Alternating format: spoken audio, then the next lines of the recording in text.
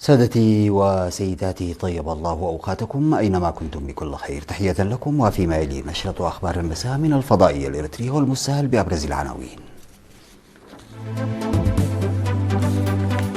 إحياء اليوم العالمي لسلامة الطرق على المستوى الوطني. اجتماع في مصوع لتمكين المرأة.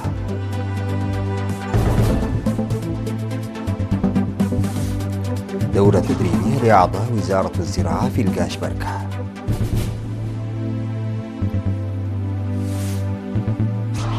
الرئيس الصيني يتعهد بدعم راسخ لزعيم كوريا الشمالية خلال زيارة نادرة.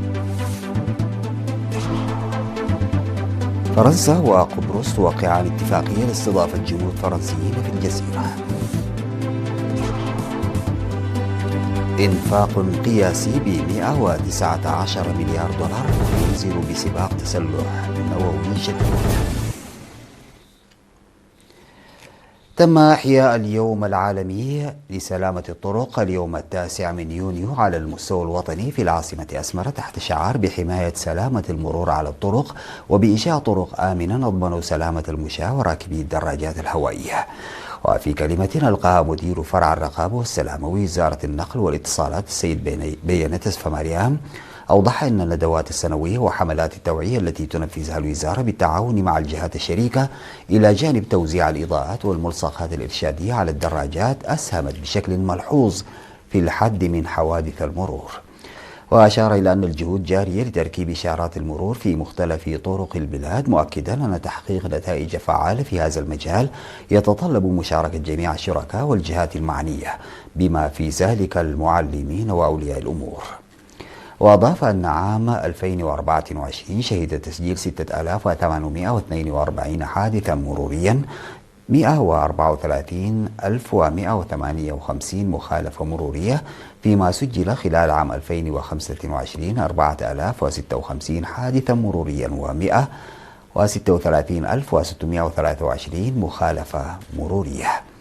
من جانبهم أكد ممثلو كل من منظمة الصحة العالمية ومنظمة الأمم المتحدة للطفولة اليونيسيف وبرنامج الأمم المتحدة الإنمائي في إريتريا أهمية تعزيز الجهود المشتركة لتحسين سلامة الطرق ودعم الصحة العامة المستدامة. وأشاروا إلى أن حوادث المرور تتسبب سنويا في وفاة نحو 1.2 مليون شخص حول العالم، فيما يتعرض حوالي 50 مليون شخص لإصابات وإعاقات مختلفة. وفي ختام الفعالية تم توزيع جوائز على الفائزين في مسابقة المعلومات العامة التي نظمت بالمناسبة. عقد اجتماع للمرأة العاملة في مختلف المؤسسات بتنسيق بين مكتب الجبهة الشعبية للديمقراطية والعدالة في إقليم شمال البحر الأحمر وفرع الاتحاد الوطني للمرأة، ركز على سبل تمكين المرأة.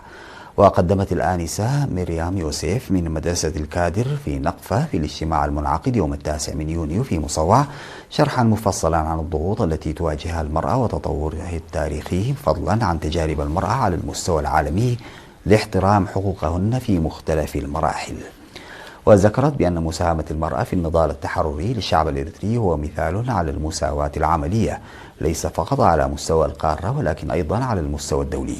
وأضافت أنه ينبغي عليهن فهم الفرص المتاحة والاستفادة من دعم المؤسسات الحكومية في أنشطتهن المنظمة. من جانبها أوضحت مسؤولة الاتحاد الوطني للمرأة في إقليم شمال البحر الأحمر السيدة جمعة محمود راكي أهمية مشاركة المرأة الشابة ورأيها البناء في اللقاءات التي تجري لتمكين المرأة. وقدم المشاركون اقتراحات وتوصيات للدفع باللقاءات المماثلة وخلق أرضية للنساء المتميزات لتبادل خبراتهن وتعزيز تأطيرات المرأة.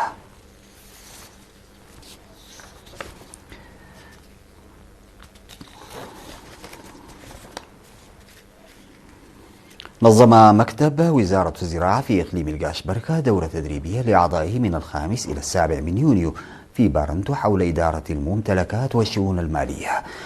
نظم التدريب بالتعاون مع وزارتي المالية والتنمية الوطنية وقسم الخزانة، وشارك فيه 174 من ممثلي الزراعة في المديريات والأقسام والوحدات. وأوضح المدير العام لقسم الزراعة والأراضي في إقليم القاشبركة السيد أبو بكر عثمان إن التدريب شمل حفظ الممتلكات والوثائق وإدارة المال العام والمحاسبة والزراعة الطبيعية وغيرها. وقال السيد أبو بكر إن توفير وزارة الزراعة مختلف أنواع البذور والأسمدة والمبيدات الحشرية والمحركات بأسعار معقولة منذ غداة الاستقلال ساهم في تسجيل المزارعين تطور إيجابي. وأشار إلى إنشاء وحدة تضم 120 عضوا تنشط في كافة إدارات الضواحي لإيصال المنتجات الزراعية للمزارعين عن قرب وبسهولة. من جانبه دعا المدير العام لقسم الشؤون الإدارية والمالية بوزارة الزراعة السيد فريم كفلو تقديم العديد من الدورات التدريبية والمحاضرات للمهنيين الزراعيين والمزارعين من خلال صياغة مبادئ توجيهية واضحة في تعزيز الموارد البشرية وضمان تنفيذ البرامج المخطط لها، مشيرا إلى أن الوحدة التي تم إقامتها عام 2022 لرفع الإنتاج وصحة الحيوان تقوم بدور فعال في رفع الإنتاج والإنتاجية. وأوضح حاكم إقليم القاشبركة السفير محمود علي حروي منح الأولوية لإقامة علاقات قوية بين الخبراء الزراعيين والمزارعين وأنشطة حماية التربة وحفظ المياه التي أدخلت لرفع الإنتاج، ودعا إلى إجراء البحوث والتفتيش على محتويات وحالة المستودعات في مختلف مناطق الإقليم لحفظ المال العام والتعامل مع ممتلكات الحكومة المسجلة وغير المسجلة بشكل صحيح. ووزعت في الختام الشهادات على المتدربين.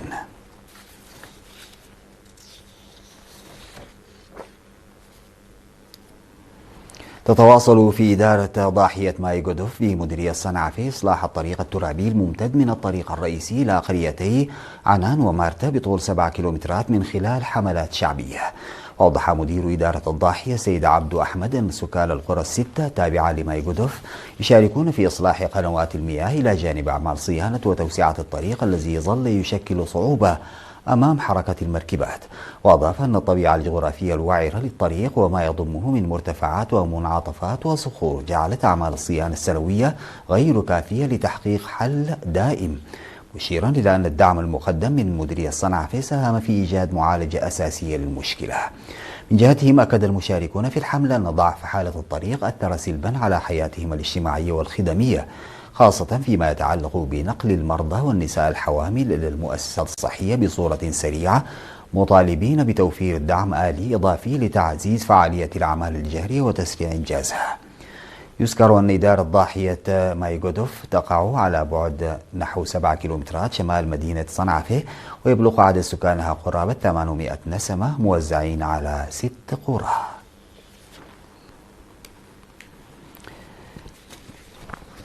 بعد الفاصل سيداتي وسادتي أعود بالأخبار الخارجية.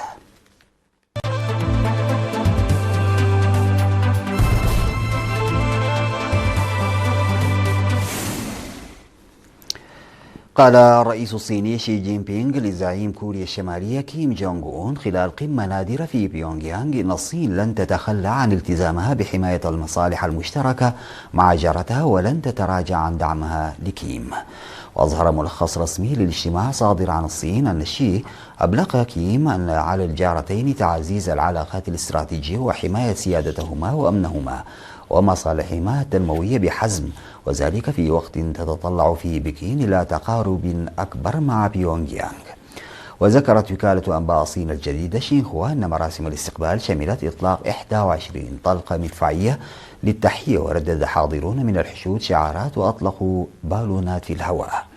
وقال شي في وقت سابق أن العلاقات بين بكين وبيونغ يانغ وصلت إلى نقطة انطلاق تاريخية جديدة، قبل أن يدعو إلى تعزيز التعاون المشترك في مجالات الدبلوماسية وإنفاذ القانون والجيش، وكذلك الزراعة والتجارة والتكنولوجيا والبناء. وفي تعليقات نشرتها وسائل إعلام رسمية في كوريا الشمالية، دعا شي كيم إلى معارضة الهيمنة والاستبداد وجميع المحاولات والمؤامرات الرامية إلى إحياء النزعة العسكرية التي تهدد الأمن والاستقرار. وقعت فرنسا وقبرص اتفاقا ينظم وجود قوات فرنسية في الأراضي القبرصية بحسب ما أعلن الرئيس نيكولاس خريستودوليديس. ووقع الاتفاق في نيقوسيا على هامش اجتماع لوزراء الدفاع في الاتحاد الأوروبي عقد في إطار الرئاسة القبرصية للمجلس الأوروبي. وفي إبريل أعلن رئيسا البلدين خلال زيارة الرئيس الفرنسي مانويل ماكرون إلى الجزيرة رغبتهما في إبرام مثل هذا الاتفاق لاستضافة قوات فرنسية في قبرص بهدف تنفيذ عمليات إنسانية في شرق البحر المتوسط والشرق الأوسط. وطورت باريس ونيقوسيا تعاونهما العسكري خلال السنوات الأخيرة من خلال تنظيم مناورات مشتركة ومبادرات مشتركة في مجالات الدفاع، ومن خلال تنسيق استراتيجي أوسع نطاقا بشأن قضايا الأمن الإقليمي.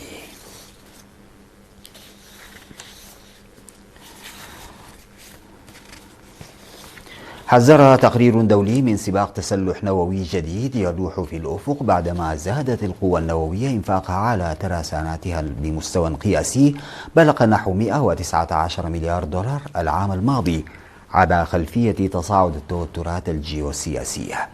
وأظهر تقرير صادر عن الحملة الدولية للقضاء على الأسلحة النووية أن الولايات المتحدة وروسيا والصين والمملكة المتحدة وفرنسا والهند وإسرائيل وباكستان وكوريا الشمالية، وهي الدول النووية التسع، أنفقت نحو 17 مليار دولار إضافية على ترسانتها العام الماضي، بزيادة 19% عن عام 2024، متوقعا أن يستمر هذا الاتجاه لعقود. ووفقا للتقرير أنفقت واشنطن 69.2 مليارا على الأسلحة النووية عام 2025 بزيادة 12.4 مليار عن العام السابق، متفوقة على الدول الأخرى مجتمعة، وتلتها الصين التي أنفقت 13.5 مليار دولار العام الماضي، ثم بريطانيا ب 12.6 مليارا، وروسيا ب 9.5 مليارات. ويأتي التقرير بعد تحذير معهد ستوكهولم الدولي لأبحاث السلام من أن البلدان المسلحة نوويا تخرج أسلحتها من المخازن وتنشرها على أنظمة الإطلاق في وقت بات فيه لأسلحة الدمار الشامل دورا متزايدا في السياسات العالمية. أجرى حلف شمال الأطلسي الناتو بمشاركة عدد من الدول الأعضاء والشركاء مناورات عسكرية واسعة النطاق في منطقة البلطيق شملت تدريبات للدفاع الجوي وأخرى بحرية في إطار تعزيز الجاهزية القتالية وإظهار قدراته الدفاعية في المنطقة التي تعد من أكثر بؤر التوتر الأمني في أوروبا. ففي لاتفيا نفذت قوات من لاتفيا وليتوانيا واستونيا وكندا والسويد مناورة الدفاع الجوي بالتيك زينيث 2026، حيث شملت تدريبات بالذخيرة الحية ليلا ونهارا بهدف رفع مستوى التنسيق والتوافق بين أنظمة الدفاع الجوي وتعزيز القدرة على التعامل مع البيئات القتالية المعقدة. وبالتوازي مع ذلك يواصل الحلف تنفيذ مناورات بالتوبس 2026 البحرية في بحر البلطيق بمشاركة سفن حربية من عدة دول أعضاء، في خطوة تهدف إلى تعزيز التعاون العملياتي بين القوات البحرية والحفاظ على الجاهزية لحماية الممرات البحرية والبنية التحتية الحيوية تحت الماء، بما في ذلك كابلات الاتصالات وخطوط الطاقة.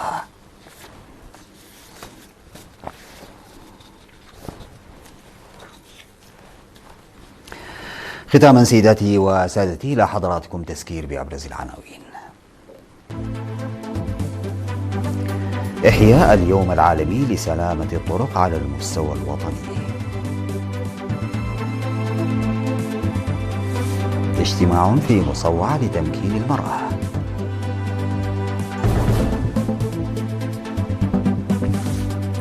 دورة تدريبية لأعضاء وزارة الزراعة في القاشبركة.